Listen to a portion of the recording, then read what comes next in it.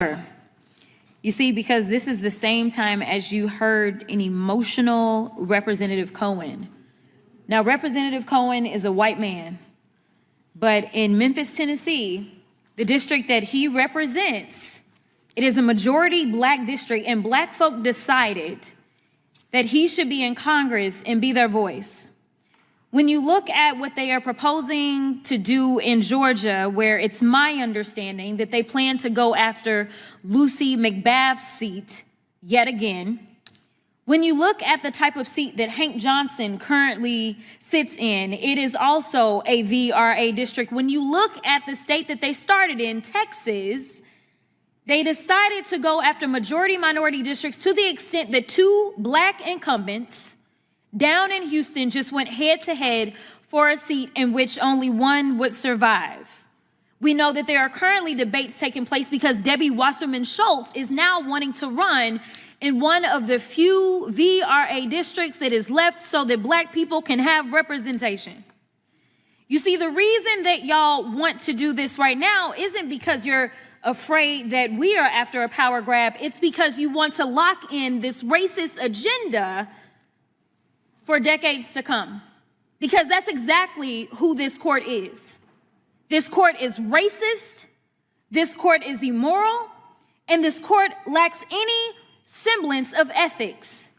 The fact that this court just on last night decided that they want to go after yet another Alabama seat, and then they decided to throw out the votes of the voters in Louisiana because they decided that they wanted to go after yet another black seat in Louisiana.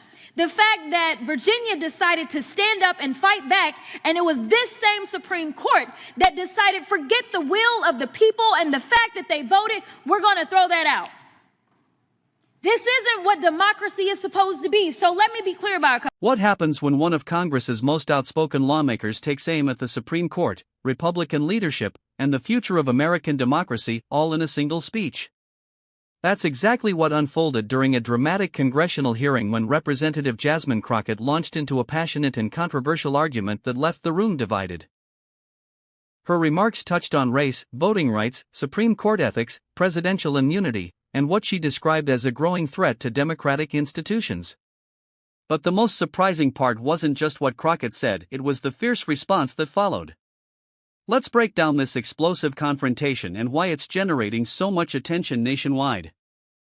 You see, as a trained attorney, I don't understand how the very same court could say that in the state of Texas, 4 days before we were to have the end of filing, it is too close to the end of filing, and so therefore we've got to go ahead and go forward with these intentionally discriminatory maps.